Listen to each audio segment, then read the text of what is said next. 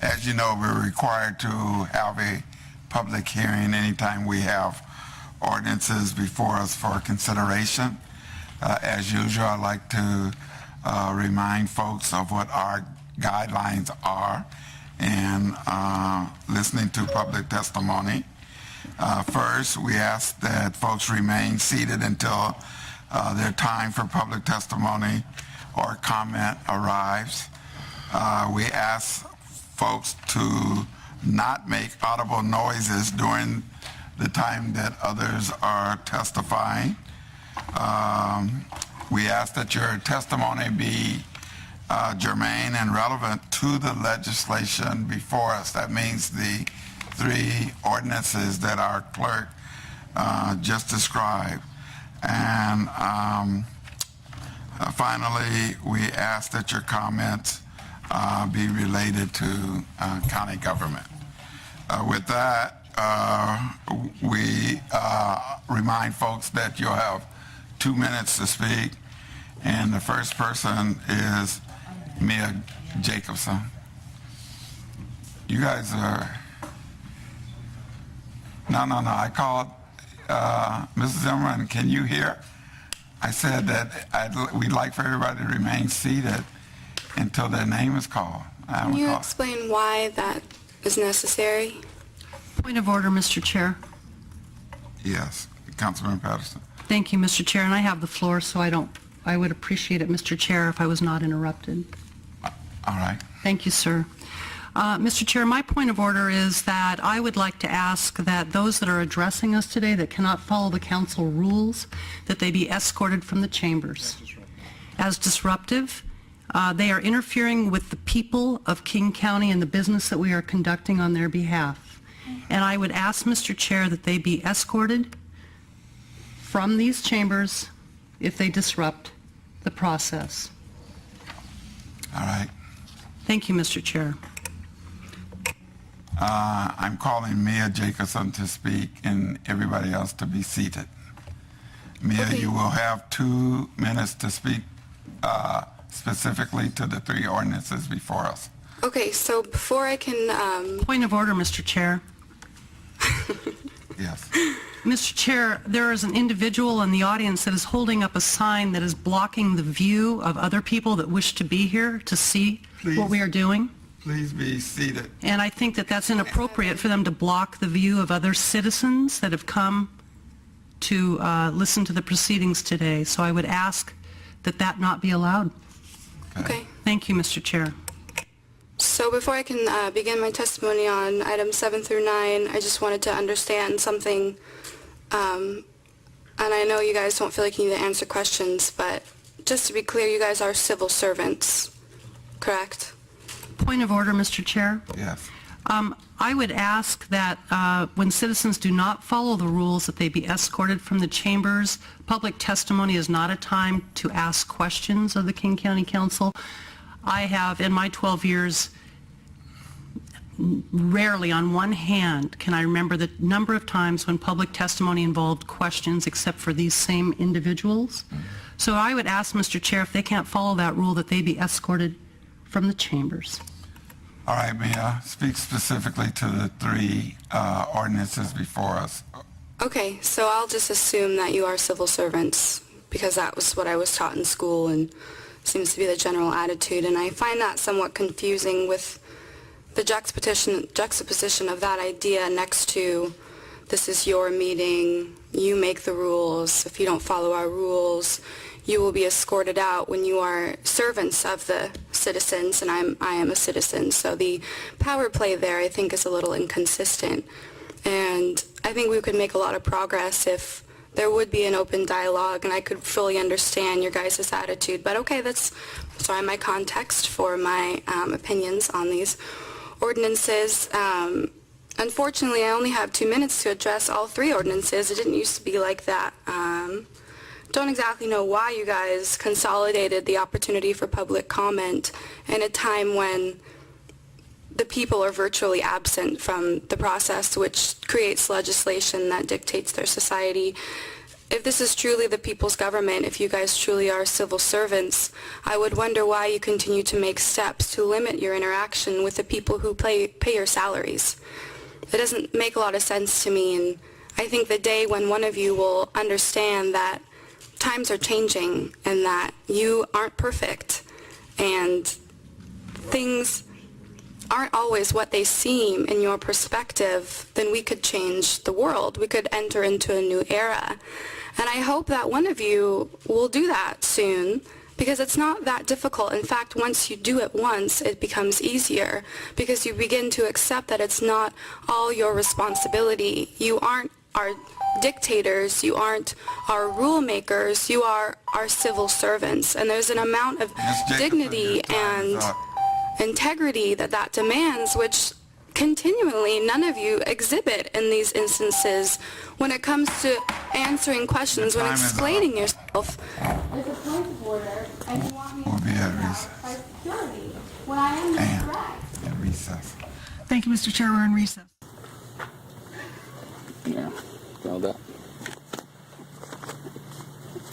Next is Sam Bellamy.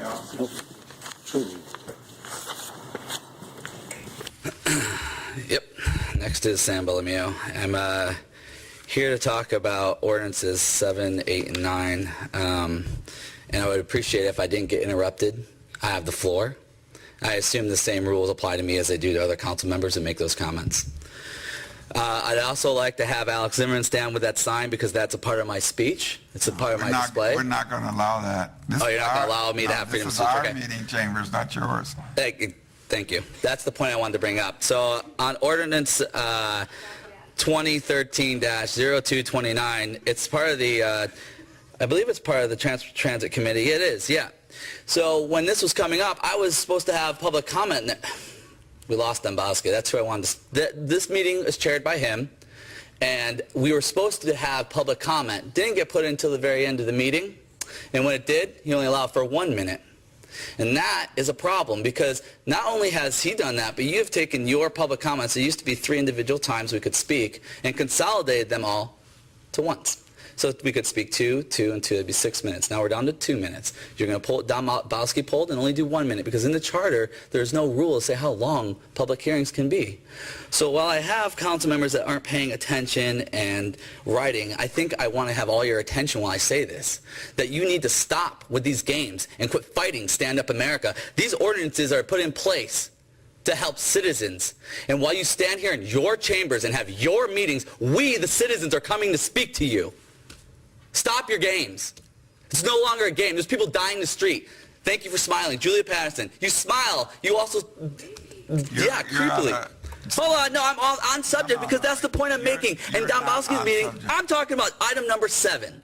Because we had a meeting where we couldn't speak because of a council member's decision to put it at the end of the meeting and only give 1 minute, and while you smile and you try to find ways to screw us over as citizens, we sit in the streets with 10,000 people homeless every single night in King County. We have 400,000 people that live 200% of poverty, and you're doing an awesome job. Your 2 minutes are up, sir. Yeah, I know it's up, 2 minutes are up, but can I please speak about item number No. 9 when this is over? Can I? No. No. All right, exactly what I thought. But screwing the citizens. Mr. Chair, point of order. I note the lack of order in the chambers. I note the repeated violations of your rules by the standing, the sign holding, the blocking, and the disruption of these 3 individuals. And this member requests, if the chair exercises his discretion, that they be removed for violating the rules repeatedly after warning, so we can conduct the people's business. I would second that request, Mr. Chair. Go ahead, Larry. Heard me? Yes, I heard you. Mr. Chair, Yes. I've asked my citizens now for close to a year to let me know if anything resonates that comes from these individuals that disrupt our proceedings, and I haven't received one comment from anyone who lives in the 5th Council District. I've had many comments from folks who are expressing concern about the interference with the people's business and about the waste of time, but I have not heard one comment that expressed sentiment toward their point of view. And so I would join Councilmember Dombrowski and Phillips, Mr. Chair. Councilmember Lambert. Thank you, Mr. Chair. You know, I get over 100 emails a day, and sometimes more than that. So I think that there are people that know how to reach each of us should they choose to. The time is money, and our citizens want us to be working, not listening to the same speech. And at one time, I think you had counted that this group had testified 186 times. That was months ago. Do you have any idea what number we are up to at this point? I'm assuming that we're probably approaching close to 250. We have been called most every name in the book. And as you know, I used to teach junior high, so I heard lots of names, not directed at me at that time, but lots of names, lots of accusations. And quite frankly, it's a little bit obnoxious. And so I agree that this is getting in the way of the people's time and money, and I think we should stop it. Mr. Chair, if I might, and I think my colleagues would join me in this, that it is not the content of the speech or the number of times they speak or the name calling. The basis for my request for that they be removed is the disruption and the failure to follow the objectively laid down rules that you have made for the proper functioning of this body. Which is why I seconded that motion, the request. Thank you. And I agree. All right, I'm going to rule that because of repeated lack of responsiveness on the part of Mia Jacobson, Sam Bellamio, and Alex Zimerman in regards to disruptive behavior in the chambers, that we're not going to allow Alex to speak at this time, and we're going to ask that all three of you be removed from the council chambers. Thank you. Right. Excuse me, Mr. Chair, would you like to go into recess? Yes. Thank you. Yeah, let's not film any of this. Make sure nobody sees.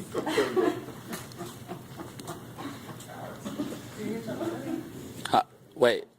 Oh, wait. I thought you couldn't speak. You're kicking me out? Yeah, but I'm just standing here. I'm not... I spoke. I didn't disrupt anything.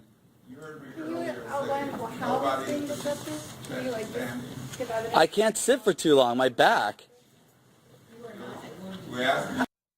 Veteran. I don't have to bring you...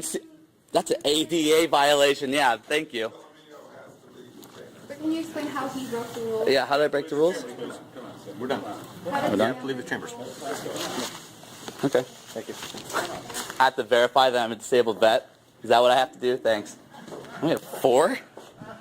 Sorry, I just want to record 4. It's great. You can't speak again, Alex. Okay, we can be brought out of recess. Thank you, Mr. Chair. Are there others in the audience that would like to speak to these 3 ordinances? Seeing no one else, the public hearing is closed.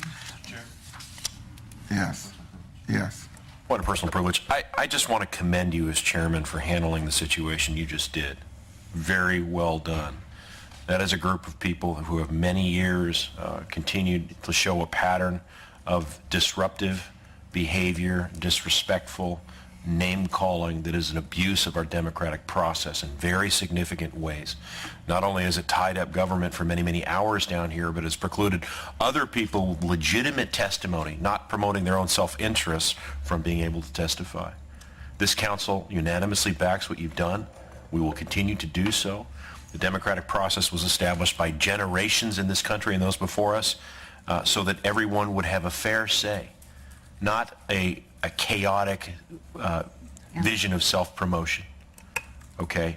And so I want you to know that we all support what you did, and we'll continue to do that. And I think it's exactly the right tone for those who blatantly abuse the process. So thank you. Thank you.